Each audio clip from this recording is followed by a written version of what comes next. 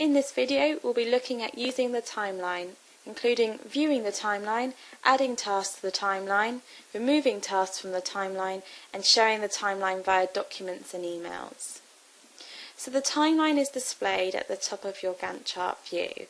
However, if it's not shown up, simply click on the View tab and ensure that the timeline button is selected here.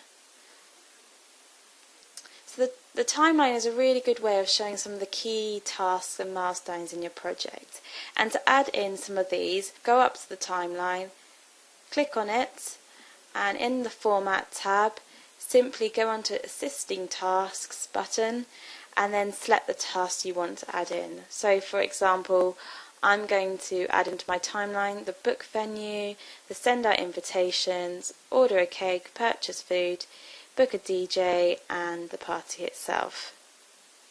So now you can see it's displayed at the top as bars.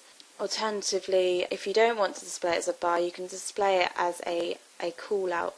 So you can see it up there displayed as a call out. And you can see the milestones also included. So if you want a detailed view or undetailed view, you just need to click on this tab here. If you want to start removing some of your tasks from the timeline, you just simply need to click on the task you want to remove and then click on the Remove from Timeline button here. Or simply click on it and then click on the Delete button on your keyboard.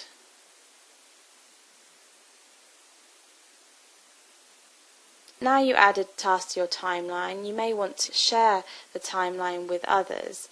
So you can do that by clicking on the Copy Timeline button up here. And for example, if I click on For Presentations, it automatically copies it over. So if I go to a PowerPoint presentation, and then if I just copy and paste this into the screen here, the timeline now appears, which is really useful if you want to embed it in some of your presentations. So here you go. If I go back to the project, I could also display it as an email. So that gave you a little insight in using the timeline for Microsoft Project.